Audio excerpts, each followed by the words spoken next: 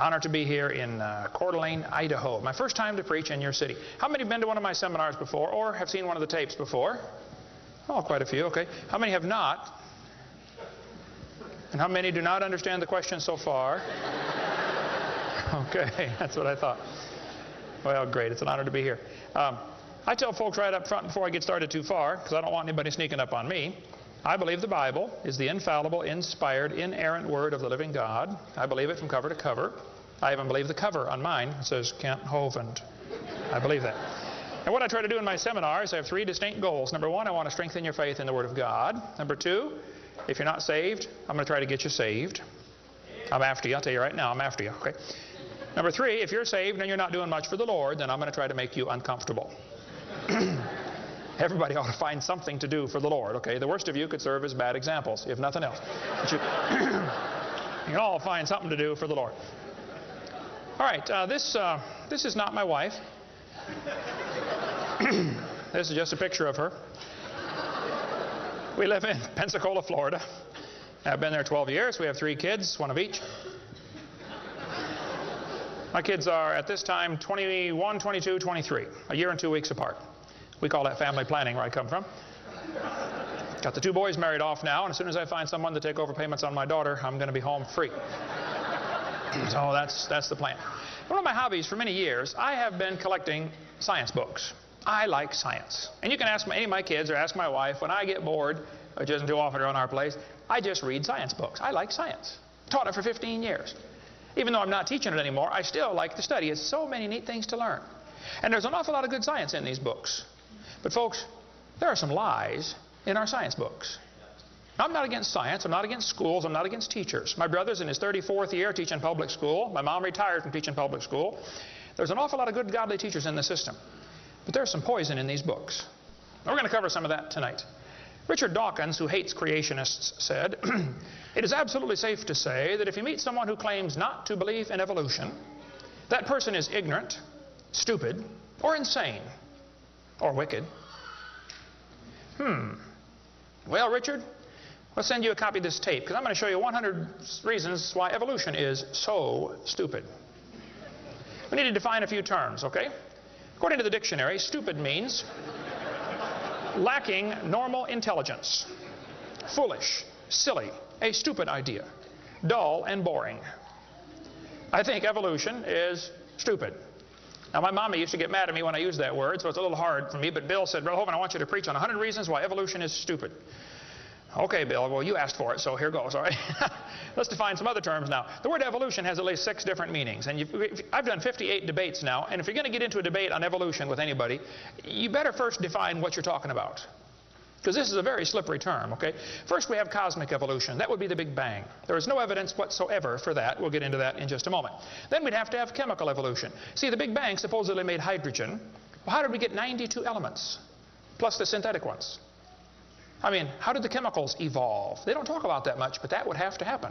Thirdly, we'd have to have stellar and planetary evolution. Did you know the stars would have to evolve? There's an awful lot of stars out there, folks, but nobody's ever seen one form. There's enough stars out there that everybody on Earth can personally own 2 trillion of them. We've never seen one star forming. We see them blow up from time to time. It's called a nova or a supernova. We've never seen one form. One professor told me one time, he said, "Well, we calculated in the laboratory that if 20 stars explode near each other, it'll produce enough energy to make a brand new star." I said, "Well, that's brilliant. You got to lose 20 to gain 1. You ought to run for Congress. You could help those guys borrow their way out of debt." Man, first place, that's all theoretical. We've never seen it happen, okay? And I think it is scientifically impossible. See, then we'd have to have organic evolution. That would be the origin of life. How did life get started from non-living material? Now, according to the evolution theory, that would have to happen somewhere along the line, long ago and far away. Life had to come from non-living material. And yet, we've never seen that happen. There is no evidence that it can happen. We'll talk about that in a minute. Fifthly, we would have macroevolution. That is where an animal changes into a different kind of animal. Nobody's ever seen a dog produce a non-dog. But the evolutionist believes a dog came from a rock, if you go back far enough in time, 4.6 billion years. Finally, we have microevolution. Now, I don't like this word, okay, because it gets people confused. I think we ought to just call it a variation. But microevolution happens, folks. That is a fact of science. Animals produce a variety of offspring, but it's always the same kind. The first 5 definitions of evolution are stupid. It doesn't happen. It's certainly not part of science. It's something you have to believe in. They teach the kids it all started with a big bang 20 billion years ago. A big bang. I like to ask them some simple questions. What exploded? And where did it come from? And where did the energy come from? Et cetera, et cetera. According to the Big Bang Theory, it all started with a little tiny dot and exploded and spread out over all the universe much faster than the speed of light. Well, the Big Bang Theory, as we'll see in a minute, is stupid. I don't know of a better way to say it. I'm trying to be nice to them, but it is just stupid. The Big Bang idea started with a Belgian astronomer named George something, can't pronounce his last name. George said that this original matter was no more than a few light years in diameter. At the very least, that would be 2, or about 12 trillion miles. So they started off teaching a spot 12 trillion miles across was what exploded. Well, they revised that down. In 1965, they said, no, it was only 275 million miles across. Well, that's way down from 12 trillion. 1972, they said, no, it's only 71 million miles across. I don't know how they know this stuff, but this is what they taught, okay? 1974, they said it was only 54,000 miles across. 1983, they said it was the trillionth the diameter of a proton.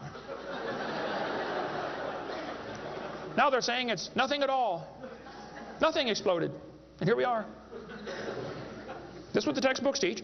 18 to 20 billion years ago, all the matter in the universe was concentrated into one very dense, very hot region that may have been much smaller than a period on this page. That's stupid. This one says, all of the matter and energy someday will once again be packed into a small area, no bigger than the period at the end of this sentence. Then another Big Bang will occur. It happens every 80 to 100 billion years. So you can forget about global warming. We're going to get squished. Now, this textbook author was brilliant. I could not believe how smart this guy was. He said, boys and girls, nothing really means nothing. You have to be at least that smart to write a book. He said, not only matter and energy would disappear, but also space and time. However, physicists theorize that from this state of nothingness, the universe began in a gigantic explosion. What? Yes, boys and girls, you see, nothing exploded, and here we are. Now, who can argue with logic like that? Man, they even put this in major science journals like Scientific American. This fellow said, the observable universe, that would be us, could have evolved, there's that word again, you got to watch that one, okay, 6 meanings, from an infinitesimal region. In the Greek, that means a dot. It's then tempting to go one step further and speculate that the entire universe evolved from literally nothing. They call that science and put it in a science book. I would call that stupid and put it in the garbage. This is what the books teach. I collect them. I've got hundreds and hundreds of these books from countries all over the world, clear back from 1890s up until the 2001 textbooks.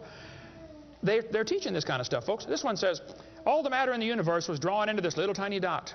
And it spun faster and faster. This is what they teach the kids. Some kids doing this for homework tonight, right? It spun faster and faster. One day, it exploded. Big bang. I was talking to a professor from Berkeley one time. I was sitting on the airplane next to a professor from Berkeley University. I don't know if you folks here in Idaho ever heard of Berkeley or not. But Berkeley is not a Bible college. So we got talking about the Big Bang, and he said he believed in the Big Bang Theory. I said, yes, sir, I figured that. You have to teach it at Berkeley. I said, tell me, sir, how did the universe get here? He said, well, 20 billion years ago, all the matter was squished in this little tiny dot, and it was spinning real fast, and it exploded. Big Bang. And pieces flew off and became the galaxies and the sun, the moon, the stars, and finally, you know, people. Here we are. I said, sir, could I ask you a couple questions, please? You know, one of my favorite things to do in life is asking questions to people who believe in evolution. I absolutely have a wonderful... That's how this whole ministry started. 12 years ago, I moved to Pensacola, Florida. Some article came out in the newspaper that said, dinosaur bones found in Montana from 80 million years ago. I wrote my first letter to the editor in my life, about 12 years ago. I wrote a letter to the editor. I said, yes, they found dinosaur bones, and yes, it was 40 feet long, and yes, it was found in Montana, but it was not from 80 million years ago. This one probably drowned in the flood in the days of Noah, 4,400 years ago. And you would have thought I shot the sacred cow. Actually, I did.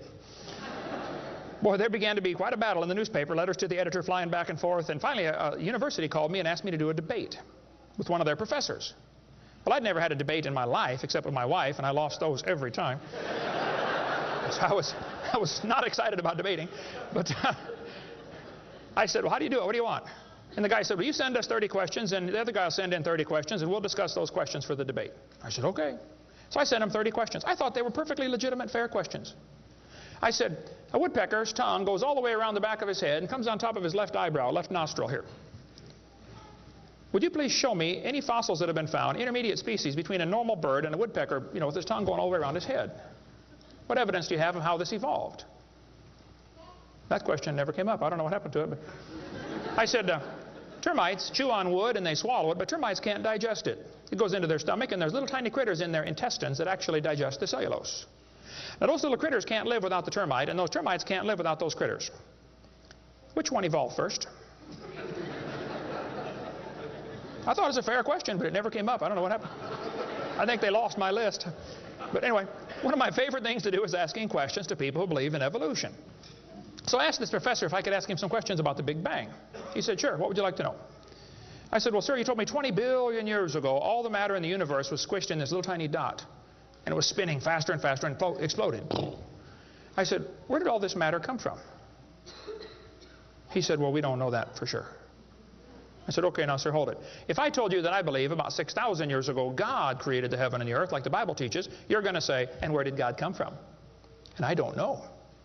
But you said 20 billion years ago there was a Big Bang, and you don't know where the dirt came from. So basically, I believe in the beginning God, and you believe in the beginning dirt. Don't tell me my theory is religious and yours is science. Oh, no, sir, they're both religious. The news media tries to make it look like it is religion versus science. I did a debate in El Paso, Texas here recently, and the news media wrote an article. They said, religious and scientific leaders debate evolution. What is the unspoken message in that title? What are they trying to imply? Can you catch that? They're trying to imply that evolution is part of science, aren't they? No, evolution is a religion. Actually, both creation and evolution are inherently religious. These two timelines is the same information right here. I'll be referring to that throughout the seminar here. I cover this thing all the time. The Bible teaches about 6,000 years ago, God made everything. 4,400 years ago, there was a big flood that destroyed everything. 2,000 years ago, Jesus came. Here we are today, waiting for the Lord to come back in about 5 minutes. This is the Bible view of history. On this chart, 1 inch is 150 years. That's a long time. The 20 billion year chart on the bottom is a very different scale. But see, both views, creation and evolution, are inherently religious. You have to believe in creation or believe in evolution. The difference between the two, though, is very simple. The evolution religion is tax supported. That's the difference. By the way, if I was to make that bottom chart the same scale as the top chart, the bottom chart actually needs to be 2,100 miles long. That's from Pensacola to Portland, Oregon. I don't want to carry a chart that big, so I made a new scale for the other one, okay? If they want to believe it happened long ago and far away, they're welcome to believe that, but that's not science. Evolution is a religious worldview, and I think it is stupid. So I asked the professor, where did the matter come from? He said, I don't know. I said, well, sir, would you please tell me where the laws came from? The universe is run by laws, gravity, centrifugal force, inertia. Who gave the laws? He said, we don't know that either. I said, sir, could you tell me where the energy came from? You know, it takes energy to make a big bang. Who bought the gas to run this machine anyway? He said, we don't know that either. I said, sir, could I ask you another question? He said, sure. What else would you like to know? Else? What do you mean else? You haven't told me nothing yet. I said, does Berkeley have a merry-go-round? How many of you know what a merry-go-round is? You go round and round, round till you puke, okay? He said, no, we don't have a merry-go-round at Berkeley. I said, you ought to get one. You could learn some good science on a merry-go-round.